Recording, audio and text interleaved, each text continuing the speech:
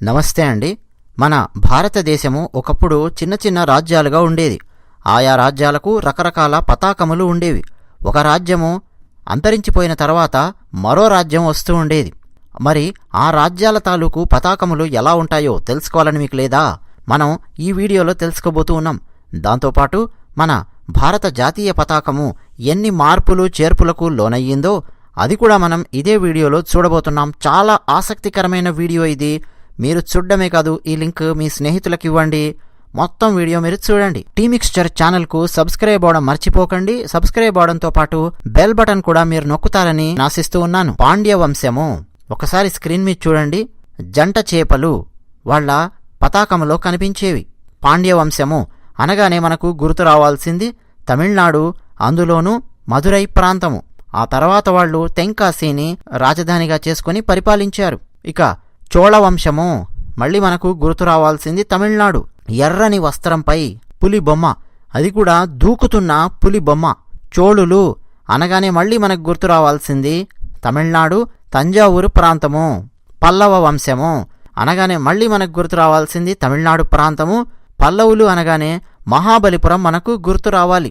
ఎర్రని వస్త్రంపై సింహపు బొమ్మ వాళ్ల యొక్క జాతీయ పతాకంలో. నిజానికి జాతీయ పతాకం అనడం కంటే వాళ్ళ రాజ్యం యొక్క పతాకం అని చెప్పి పిలవాలి. మౌర్య సామ్రాజ్యము, చంద్రగుప్త మౌర్యుడు, చాణక్య చంద్రగుప్త అని చెప్పి మనం వింటూ ఉంటాం, కథ చదువుకున్నాం కదా, చూస్తున్నారు కదా. ఇది చంద్రగుప్త మౌర్యుని యొక్క పతాకము. ఆ తర్వాత మౌర్య సామ్రాజ్యం, ఆయన పుత్రుడు బిందుసారుడు, ఆ తర్వాత వచ్చిన వాళ్ళందరూ కూడా ఇదే పతాకాన్ని ఉపయోగించేవాళ్ళు. పాలవంశము స్క్రీన్ మీద చూస్తున్నారు కదా, చక్రం కనిపిస్తోంది. పాలవంశము అంటే ఏమీ లేదండి, బెంగాల్లో ఉన్నటువంటి ఒకానొక రాజ్యము. గోపాల ఆయన ఈ పాలవంశానికి మొట్టమొదటి రాజు. ఆ తర్వాత ఆ బెంగాల్లోని ప్రాంతాన్ని వాళ్ళు పరిపాలించారు. మేవార్ వంశము చూస్తున్నారు కదా, సూర్యచంద్రులు మధ్యలో ఒక చిన్న ఇల్లులాగా కనిపిస్తోంది. మేవార్ అనొచ్చు, కొంతమంది మేవాడ్ అంటారు, మేవార్ అని చెప్పి కూడా పిలుస్తారు. రాజస్థాన్లో ఉన్నటువంటి ప్రాంతం. రాజస్థాన్లో దాదాపు ఇప్పుడు సగం జిల్లాలు మేవార్ రాజ్యమే ఒకప్పుడు. స్క్రీన్ మీద మనం చూస్తున్నాం కామరూప రాజ్యము తాలూకు జెండా. ఎర్రని వస్త్రంపై ఒక గుర్తు మనం చూస్తూ ఉన్నాము. అన్నట్టు కామరూప రాజ్యము అంటే అస్సాం ప్రాంతంలో ఉండేది. మనం భాగవతంలో ప్రాగ్జ్యోతిషపురము అని చెప్పి చదువుకుంటాం.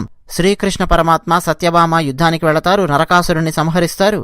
అదిగో ఆ ప్రాంతం కామరూప రాజ్యము అంటే. స్క్రీన్ మీద మనం చూస్తున్నాం అఖండమైన కాకతీయ సామ్రాజ్యపు పతాకము, ఏకశిలా నగరము అని చెప్పి పిలుస్తారు. ఓరుగల్లును చూస్తున్నాం కదా, కాకతీయ శిలాతోరణము వాళ్ళ జెండాలో ఉండేది. ఆ జెండా యొక్క గుర్తు పసుపు రంగు, కొంత కాషాయము కలిసినటువంటి ఆ రంగుకు దగ్గరగా ఉండేది. మీరు ఆ జెండా యొక్క రంగును కూడా బాగా గమనించండి. హిందూ సామ్రాజ్యాలు వెలిసినప్పుడు ఆ జెండా పసుపు, కాషాయము కలిసి ఉన్నటువంటి రంగులను మనం గమనించవచ్చు. శాతవాహన వంశము చూస్తున్నాం కదా, సింహం మీద కూర్చున్న మహావీరుడు శాలివాహనుడు, ఆయన గుర్తు వాళ్ళ జెండా మీద ఉండేది. చేర సామ్రాజ్యము. చేర అంటే ఏం లేదండి, మళ్ళీ మనకు తమిళనాడు గుర్తు రావాలి, కేరళలో కొంత ప్రాంతం గుర్తు రావాలి. ప్రస్తుతం మదురై నుంచి శ్రీవిల్లిపుత్తూరు మీదుగా అటు కేరళ వైపు ప్రయాణం చేస్తూ ఉంటే అక్కడి నుంచి ప్రారంభమవుతుంది చేర సామ్రాజ్యము. అంటే కొంత తమిళనాడు, కొంత కేరళ కలిసి ఉన్నటువంటి రాజ్యం. ఎక్కుపెట్టినటువంటి బాణము పసుపు రంగు జెండా మీద ఉంది. అవధ్ సామ్రాజ్యము ఉత్తరప్రదేశ్లోని కొంత భాగము. అవధ్ భాష అని చెప్పి కూడా మనం పిలుస్తాం. హనుమాన్ చాలీసాను తులసీదాసు అవధ్ భాషలో రచించారు. అలాగే తులసీ రామాయణము అవధ్ భాషలో ఉంటుంది. ఆ ప్రాంతము అక్కడుండే రాజ్యము. ఒక ఎర్రని వస్త్రంపై కిరీటము, ఒక మత్స్యము కనిపిస్తున్నాయి. ఢిల్లీ సుల్తాన్. ఇక ఆకుపచ్చ జెండాలు మనకు కనిపిస్తాయి బాగా గమనిస్తే. ఆకుపచ్చ అలాగే ఎరుపు ఎక్కువగా కనిపిస్తూ ఉంటుంది సుల్తాన్ల యొక్క జెండాలలో. ఢిల్లీ సుల్తాన్ ఆకుపచ్చ, అందులో ఒక నల్ల రంగు బ్యాండ్ కనిపిస్తోంది మధ్యలో. మొఘల్ సామ్రాజ్యము 1526లో మొదటి పానిపట్టు యుద్ధంలో ఇబ్రహీం లోడీని ఓడించడం ద్వారా బాబర్ భారతదేశంలో సామ్రాజ్యాన్ని స్థాపించాడు. ఇక అక్కడి నుంచి మొఘల్ సామ్రాజ్యం మొదలయ్యింది. దాదాపు 300 సంవత్సరాల పాటు మొఘల్ సామ్రాజ్యం ఉంది. ఆకుపచ్చ జెండా మనకు కనిపిస్తోంది, అందులో సూర్యుడు, సింహము కనిపిస్తున్నాయి. మనకు స్క్రీన్ మీద అఖండమైన హిందూ సామ్రాజ్యము, విజయనగర సామ్రాజ్యం పతాకం కనిపిస్తోంది. అందులో సూర్యచంద్రులు, ఒక చిన్న బాకు, అలాగే వరాహము. వరాహము ఎందుకుంది అంటే వరాహస్వామివారిని పూజించేవారు. వరాహస్వామివారే విజయనగర సామ్రాజ్యం యొక్క గుర్తు అన్నమాట.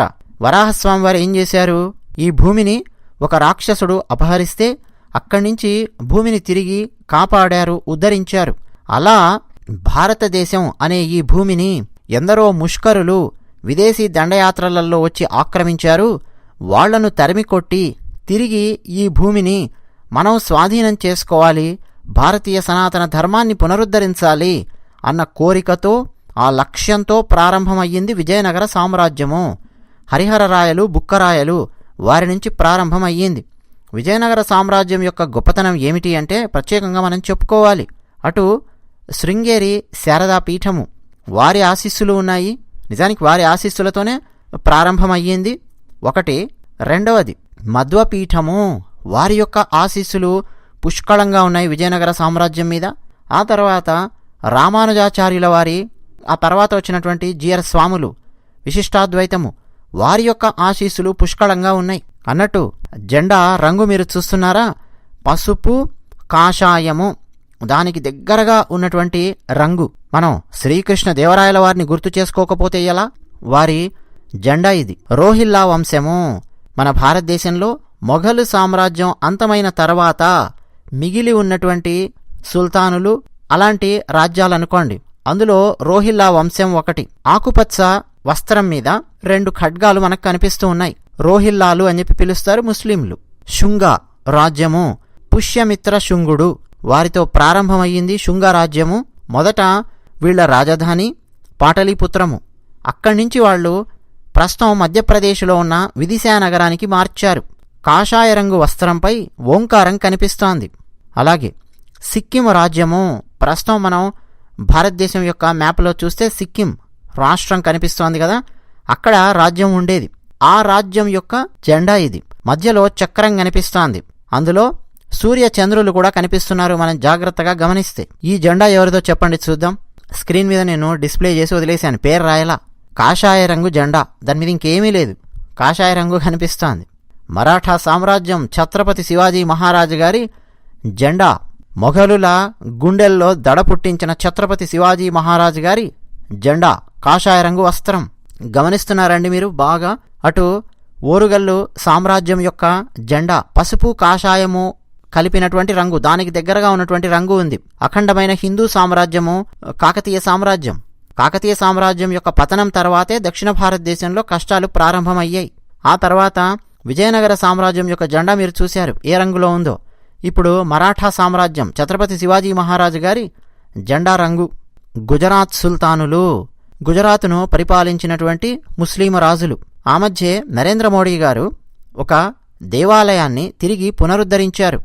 ఆ దేవాలయాన్ని అప్పట్లో గుజరాత్ సుల్తానులు ధ్వంసం చేశారు. తిరిగి ఆ దేవాలయాన్ని పునర్నిర్మించారు. అతి పురాతనమైన దేవాలయం ఉండేది. కర్ణాటిక్ సుల్తానులు, ఆకుపచ్చ రంగు మనకు కనిపిస్తోంది, అందులో నెలవంక నక్షత్రము. ప్రస్తుతం ప్రపంచంలోని చాలా ముస్లిం దేశాలలో, ఆఫ్రికాలో కూడా మనం చూడొచ్చు, నెలవంక నక్షత్రము ఆకుపచ్చ రంగు ముస్లిం దేశాల యొక్క జెండాలలో మనం గమనించవచ్చు. బెంగాల్ సుల్తానులు, ఎరుపు రంగు తెలుపు రంగు కలిపి ఉన్నటువంటి రంగు. అహోం రాజ్యము, అహోం అంటే ఏం లేదండి, అస్సాం. నేను ఇంతకుముందు ఒక రాజ్యం గురించి చెప్పాను, అస్సాంలో ఉన్నటువంటి ఒకానొక రాజ్యం కామరూప దేశము. ఆ తర్వాత వచ్చినటువంటి రాజ్యాలలో ఒకటి అహోం రాజ్యం, వాళ్ళ జెండా. యాదవ సామ్రాజ్యము తెలుపు రంగు, అందులో ఒక పక్షి కనిపిస్తోంది, మరొక గుర్తు కనిపిస్తోంది. యాదవ సామ్రాజ్యము మహారాష్ట్ర ప్రాంతంలో ఉండేది. మన భారతదేశంలో అతిపెద్ద సమస్య ఏంటంటే పెద్ద పెద్ద రాజ్యాల మధ్య ఉన్నటువంటి గొడవలు. వాటిని ముస్లిం రాజులు, విదేశాల నుంచి దండయాత్రకొచ్చిన ఇతర రాజులు ఉపయోగించుకున్నారు. అఖండమైన యాదవ సామ్రాజ్యము, అఖండమైన కాకతీయ సామ్రాజ్యము, ఈ రెండింటి మధ్య గనక స్నేహము, సంబంధ బాంధవ్యాలు గనక ఉండి ఉంటే ముస్లిం దండయాత్రలను విజయవంతంగా అడ్డుకొని ఉండేవారు. కానీ యాదవ సామ్రాజ్యానికి కాకతీయ సామ్రాజ్యానికి మధ్య పచ్చగడ్డి వేస్తే భగ్గుమని ఎలా ఉండేది. మహాదేవుడు అంటే యాదవ సామ్రాజ్యానికి రాజు, ఆయన రుద్రమదేవి రాగానే ఓరుగల్లును వశం చేసుకోవాలని చెప్పి వచ్చాడు. రుద్రమదేవి మహాదేవుణ్ణి ఓడించి పంపించింది. ఇలా గొడవలు, నిరంతరం యుద్ధాలు ఇలా ఉండేవి. దీన్నే సరిగ్గా ఉపయోగించుకున్నారు ముస్లిం రాజులు. అలావుద్దీన్ ఖిల్జీ, ఆ తర్వాత వచ్చినటువంటి తుగ్లక్ ఈ సామ్రాజ్యాల మీద పడి నాశనం చేశారు. జాఫ్నా రాజ్యము చూస్తున్నారండి. మళ్ళా హిందువులకు గుర్తుగా ఉండే కాషాయ రంగు, సాధువులు, సన్యాసులు, సంతు పురుషులకు త్యాగానికి గుర్తుగా ఉండే కాషాయం రంగు.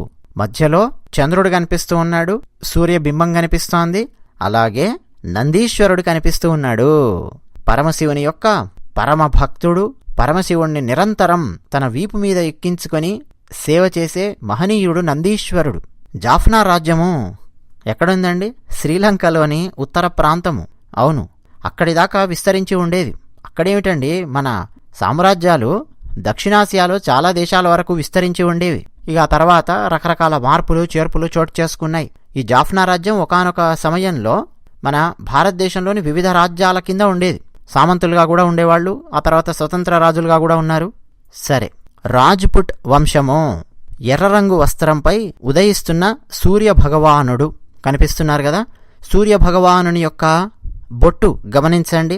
రాజ్పుట్ వంశం యొక్క గుర్తు మహావీరులు. సిక్కుల రాజ్యము గమనిస్తున్నారా? ఇది కూడా పసుపు కాషాయానికి దగ్గరగా ఉన్నటువంటి జెండా, సిక్కుల యొక్క రాజ్యము. ట్రావెన్కోర్ రాజ్యము ఎరుపు రంగు వస్త్రంపై శంఖము కనిపిస్తోంది. ట్రావెన్కోర్ రాజ్యం గనక లేకపోతే కేరళలో ఈ పాటికి హిందువు అనే వ్యక్తే ఎవరు ఉండేవారే కాదు. ట్రావెన్కోర్ రాజ్యం చేసినటువంటి సేవ అంతా ఇంతా కాదు. అనంత పద్మనాభ స్వామి వారి దేవాలయానికి ఎన్నెన్ని సేవలు చేశారో ఇక చెప్పలేము. ఎన్నెన్నో దేవాలయాలకు సేవలు చేశారు. భారతీయ సనాతన ధర్మానికి ఊపిరిలూదినటువంటి రాజ్యము ట్రావెన్కోర్ రాజ్యము. ఇంకా ఉన్నారు కదా ఆ రాజులు. మైసూర్ రాజ్యము. అయితే మైసూర్ రాజ్యం ఆ తర్వాత స్క్రీన్ మీద చూస్తే ఈ గుర్తును వాళ్ళు ఉపయోగించడం మొదలుపెట్టారు. మధ్యలో ఒక గుర్తు కనిపిస్తూ ఉంటుంది ఆ జెండాపై. స్క్రీన్ మీద చూస్తున్నారా? పూర్తి ఆకుపచ్చ. గోల్కొండ కుతుబ్ షాహీ వంశం వారు, గోల్కొండ రాజులు, ముస్లిం రాజులు ఉపయోగించినటువంటి జెండా ఆకుపచ్చ జెండా. హైదరాబాద్ స్టేట్ వాళ్ళు ఉపయోగించినటువంటి జెండా పసుపు రంగు, అందులో నలుపు తెలుపు చారలు మనకు కనిపిస్తూ ఉన్నాయి. అలాగే వారి భాషలో కూడా రాసి ఉంది. బ్రిటిష్ వారు, ఈస్ట్ ఇండియా కంపెనీ మన భారతదేశంలో వ్యాపార నిమిత్తమై మన భారతదేశానికి వచ్చి మన భారతదేశంలో ఉండే బలాలు బలహీనతలు అన్నీ గమనించి భారతదేశాన్ని క్రమక్రమంగా ఆక్రమించుకొని భారతదేశంలో వారి మతాన్ని వ్యాప్తి చేయడము, భారతదేశం నుంచి సంపద దోచుకొని వెళ్లడము, భారతదేశం నుంచి రా మెటీరియల్ను వారి దేశానికి తీసుకెళ్లి ఇండస్ట్రియలైజేషన్లో భాగంగా ఆ రా మెటీరియల్తో ప్రాసెస్ చేసినటువంటి పదార్థాలను తిరిగి మన భారతదేశం లాంటి దేశాల్లో అమ్మడము, మన భారతదేశం యొక్క సంస్కృతికి విఘాతం కలిగించడము, వాళ్ల సంస్కృతిని వాళ్ల చదువును మన భారతదేశం నెత్తిమీద వేసి రుద్దడము, ఎందరో ఆదివాసీలను ఊచకోత కోయడము, చాప కింద నీరులాగా మతమార్పిళ్లు, ఇవన్నీ రకరకాలుగా చేసుకుంటూ వచ్చారు ఈస్ట్ ఇండియా కంపెనీ వారు. బ్రిటిష్ ఈస్ట్ ఇండియా కంపెనీ తర్వాత బ్రిటిష్ రాజ్, వీరి యొక్క గుర్తు ఇది. ఇప్పుడు భారత జాతీయ పతాకం గురించి మనం మాట్లాడుకుందాం. 1904లో ప్రపోజ్ చేయబడినటువంటి జెండా ఇది. ఆంగ్లో ఇండియన్ వీక్లీ అక్కడ ప్రపోజ్ చేసినటువంటి జెండా. డార్క్ బ్లూ కలర్లో ఒక బ్యాండ్ కనిపిస్తోంది మొట్టమొదటి వరుసలో. అది హిందువులను బౌద్ధులను రిప్రజెంట్ చేస్తుంది అని. ఆకుపచ్చ బ్యాండ్ కనిపిస్తోంది జెండా మీద, అది ముస్లిమ్స్ను రిప్రజెంట్ చేస్తోంది అని. ఆ తర్వాత లైట్ బ్లూ బ్యాండ్ కనిపిస్తోంది, అది క్రైస్తవులను రిప్రజెంట్ చేస్తోంది అని ఆంగ్లో ఇండియన్ వీక్లీ ప్రపోజ్ చేసినటువంటి ఫ్లాగ్ అనమాట. అలాగే ఎడం వైపు వర్టికల్గా పర్పుల్ బ్యాండ్ ఒకటి కనిపిస్తోంది. దాని మీద చిన్న చిన్న రంధ్రాల్లాగా కనిపిస్తున్నాయి, కానీ అవి రంధ్రాలు కావు, స్టార్స్. ఓరియన్ నక్షత్ర సమూహము, అది ప్రావిన్సెస్ను రాష్ట్రాలను రిప్రజెంట్ చేస్తుంది అని చెప్పారు. అలాగే రెడ్ బార్డర్ ఒకటి సరౌండ్ చేస్తోంది. మొత్తం చూస్తున్నారా? ఇండియాను బ్రిటిష్ వాళ్ళు రూల్ చేస్తున్నారు అని చెప్తుంది. ఇన్ని అర్థాలు ఇందులో దాగి ఉన్నాయి ఒక్కొక్క జెండాను మనం తీసుకుంటే. 1906లో సిద్ధం చేసినటువంటి జెండా వందే మాతరం అని రాయబడి ఉంది. నీలము పసుపు ఎరుపు, అందులో మళ్ళా సూర్యచంద్రులు, పైన నక్షత్రాలు. 1905 బెంగాల్ విభజన జరిగింది. లార్డ్ కర్జన్ బెంగాల్ను విభజించాడు. ఆ తర్వాత వందే మాతరం ఒక ఉద్యమంలాగా ఊపందుకుంది. ఇది ప్రపోజ్ చేసినటువంటి ఒక జెండా 1906లో. 1907లో ప్రపోజ్ చేసినటువంటి ఇంకొక జెండా ఇది. గమనిస్తున్నారా? దీన్నే కొన్ని మార్పులతో పైన కమలం పుష్పాలు పెట్టారు. ఆకుపచ్చ, పసుపు, ఎరుపు సూర్యచంద్రులు, మధ్యలో వందే మాతరం అని రాసుంటుంది. ఈ 1907 ఈ జెండా ఉంది కదా, నిజానికి ఇది Calcutta flag of India independence అని చెప్పి 22 ఆగస్టు 1907న బీకాజీ కామా ఆయన ప్రపోజ్ చేశారు. సోషలిస్ట్ కాన్ఫరెన్స్ జరిగింది జర్మనీలో, అక్కడ ప్రపోజ్ చేశారు ఈ జెండాను. 1916లో ప్రపోజ్ చేసినటువంటి జెండా ఇది. గమనిస్తున్నారా? ఇందులో మీరు పైన బ్రిటిష్ వారి ఆ జెండాను కూడా గమనించవచ్చు. హోమ్ రూల్ ఉద్యమంలో భాగంగా అనిబిసెంట్ గారు అలాగే బాలగంగాధర్ తిలక్ గారు వాళ్ళు ప్రపోజ్ చేసినటువంటి జెండా ఇది. అంటే ఈ జెండాను వాళ్ళు హోమ్ రూల్ ఉద్యమంలో ఉపయోగించారు. ఆ తర్వాత 1921లో మన పింగళి వెంకయ్య గారు ఎంటర్ అయ్యారు. అక్కడి నుంచి జెండాలలో మార్పులు. మహాత్మా గాంధీ గారు పింగళి వెంకయ్య గారితో మాట్లాడి జెండాను రూపొందించమని చెప్పడము, ఈ జెండాను మొదటగా రూపొందించారు. తెలుపు, ఆకుపచ్చ, ఎరుపు, మధ్యలో చెరకా కనిపిస్తోంది. మహాత్మా గాంధీ గారు నడిపే యంగ్ ఇండియా పత్రికలో ఈ జెండాను ప్రచురించి దాని గురించి వ్యాసాలు రాశారు. సరే, అప్పట్లో కలర్ ప్రింటింగ్ లేదు కదా, అందుకే వ్యాసాలలో రాశారు ఎలా ఉండాలి ఏమిటి అన్నది. తర్వాత 1931లో వచ్చినటువంటి ఒకానొక ప్రపోజల్ జెండాకు పూర్తి కాషాయము, అందులో పైన చెరఖ. తర్వాత 1931లో పింగళి వెంకయ్య గారు రూపొందించినటువంటి జెండా ఇది. నిజానికి పింగళి వెంకయ్య గారు కాషాయము, ఆకుపచ్చ రెండింటితో జెండాను రూపొందించారు. కాషాయమేమో భారతదేశంలో ఉండే హిందువులను సూచిస్తుందని, ఆకుపచ్చ ముస్లింలను సూచిస్తుంది అని ఆయన జెండాను రూపొందించారు. అయితే మహాత్మా గాంధీ గారు మధ్యలో తెలుపు రంగు కూడా పెట్టండి, మిగతా మతాలను అది సూచిస్తుంది అని చెప్పి ఆయన చెప్పారు. దాంతో కాషాయము, తెలుపు, ఆకుపచ్చ, ఆ మధ్యలో చెరఖ, దాంతో 1931లో జెండాను రూపొందించారు. ఇక ఇదే జెండా చాలా సంవత్సరాల పాటు ఉపయోగించారు, 1947 వరకు. బ్రిటిష్ వారు మన భారతదేశాన్ని వదిలి వెళ్లిపోబోయే ముందు లార్డ్ మౌంట్ బాటన్ ఆయన జెండాలో మార్పులు చేయమని సలహా ఇచ్చాడు. చూస్తున్నారా? ఆ కాషాయం రంగు మీద ఎడంవైపు పైన బ్రిటిష్ రాజ్ వాళ్ల గుర్తు కూడా పెట్టమని చెప్పాడు. అయితే ఆ తర్వాత లేదు లేదు లేదు లేదు ఇలా మేము జెండాను ఉపయోగించము అని చెప్పి, ఇదిగో చూస్తున్నారా, 22 జూలై 1947 నాడు మధ్యలో ఆ చెరకాను తొలగించి అశోక చక్రాన్ని పెట్టారు. ఈ జెండా ఫైనలైజ్ అయ్యింది. ఆ తర్వాత 15 ఆగస్టు 1947 ఆ రోజు ఈ జెండాను ఆవిష్కరించారు. ఇక అప్పటి నుంచి ఇదే జెండాను ఆవిష్కరిస్తూ ఉన్నారు. మార్పులు చేర్పులు అవేమీ కూడా చోటు చేసుకోలేదు. ఇది త్రివర్ణ పతాకము, అందులో అశోక చక్రము నీలం రంగులో ఉంటుంది. అందులో 24 ఆకులు ఉంటాయి అశోక చక్రంలో. మొత్తం అండి ఇన్ని రాజ్యాల తాలూకు జెండాలను మనం చూస్తూ వచ్చాం, కొన్ని విషయాలు మనం తెలుసుకుంటూ వచ్చాం. ఈ వీడియో కనుక మీకు నచ్చితే వెంటనే ఇతరులకు ఈ వీడియో లింక్ ఇవ్వండి. మీరేమనుకుంటున్నారో కామెంట్ సెక్షన్లో మీ అభిప్రాయాలను రాసి మాతో పంచుకోండి. అలాగే టీ మిక్స్చర్ ఛానల్కు సబ్స్క్రైబ్ అవ్వడం మర్చిపోకండి. ధన్యవాదాలు.